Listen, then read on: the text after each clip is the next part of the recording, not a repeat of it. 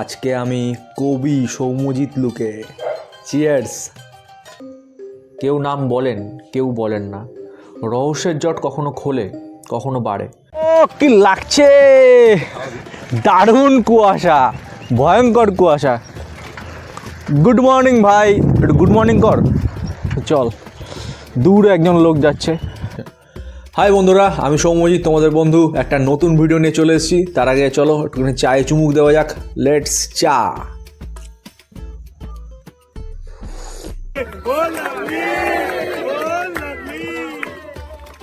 গরম গরম চা, একটা লিকার চা, একটা আলাদাই স্যাটিসফ্যাকশান লাগছে। আর এই শালটা দিয়ে রেখেছি কারণ জানি গরম এখন পড়ে গেছে অনেকটাই, কিন্তু আমার একটু গলায় ঠান্ডা লেগেছে, একটু ঠান্ডা ঠান্ডা লেগেছে, সেই জন্য একটুখানি এটা দিয়ে রেখেছি। তো চলো আরেকবার চায় চুমুক দেওয়া যাক। চায়ে চুমুক সঙ্গে সৌম্যজিৎ। তো আজকের ভিডিওতে তোমাদের সাথে শেয়ার করবো আমার সঙ্গে আছে 20খানা বই, বিভিন্ন টপিকের উপর বই। তো তোমরা দেখে বলো যে কোন বইটা তোমাদের মনে হচ্ছে ইন্টারেস্টিং, বেশ অনেক কিছু থাকতে পারে বা একটুখানি মজাদার লাগছে। তো সেই বইগুলো শেয়ার করছি, কারণ এখন কলকাতা আন্তর্জাতিক বইমেলা চলছে। তো তোমরা কমেন্ট বক্সে ভিডিওটা এখন থামিয়ে দাও, থামিয়ে দিয়ে কমেন্ট বক্সে তোমাদের যে বইমেলার অভিজ্ঞতা, সেই অভিজ্ঞতাগুলো লেখো। যেমন আমার বাড়ির পাশে কল্যাণী বইমেলা, বিভিন্ন অভিজ্ঞতা আছে, কিছু ব্লগও করেছিলাম কল্যাণী বইমেলার, তাছাড়া অভিজ্ঞতাও আছে বিভিন্ন। তো সেগুলো যেমন আমার সঞ্চয় আছে। তো তোমাদেরও যদি তোমাদের লোকাল বইমেলা কোথায় হয় সেটা নিয়ে যদি কিছু কমেন্টে লেখো, তাহলে আমিও জানতে পারবো। প্লাস কলকাতা আন্তর্জাতিক বইমেলায় যারা গেছো তারাও লিখতে পারো, আর যারা যাওনি তারা লোকাল নিজের বাড়ির পাশে বইমেলাতেও গেছো, সেইগুলো একটু কমেন্ট করো যে পাশের বইমেলায় গিয়ে কী অভিজ্ঞতা হয়েছিল বা কোন বই মানে কিনেছো ওখান থেকে, সেটা কমেন্ট করতে। এই হচ্ছে আমার বইয়ের ভান্ডার, 20খানা বই আছে।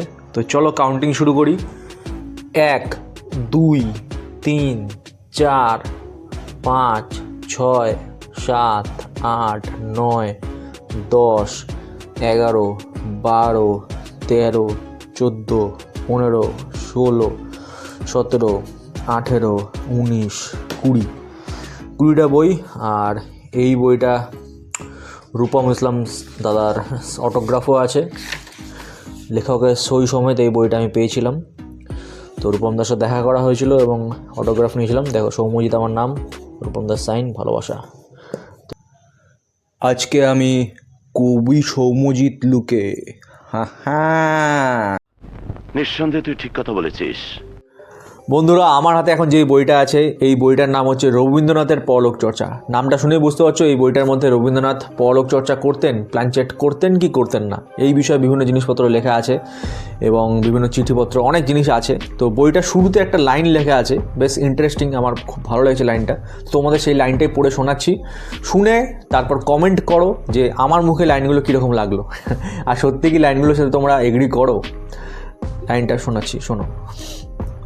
একজন যান, আরেকজন আসেন, যেন এক বিরাট নাট্যশালা, প্রবেশ আর প্রস্থান।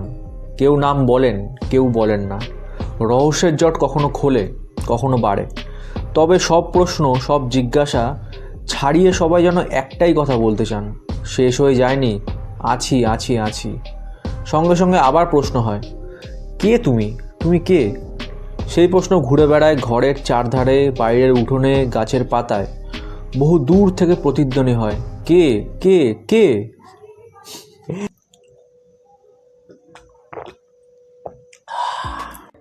এখন বাজে রাত 1টা।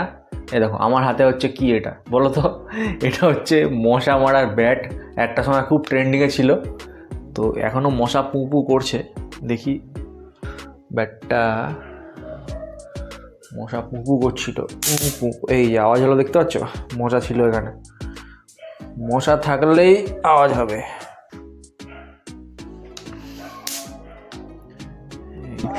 তো ভিডিওটা অবশ্যই লাইক করো, কমেন্ট করে জানিও কীরকম লাগলো। চ্যানেলে প্রচুর ভিডিও আছে, ওইগুলো দেখে নিও। আর পরবর্তী ভিডিও, নেক্সট ভিডিও খুব তাড়াতাড়ি আসছে। তোমাদের কাছ থেকে একটা জিনিসই চাই, ভালোবাসা। সেটা কীভাবে দেবে?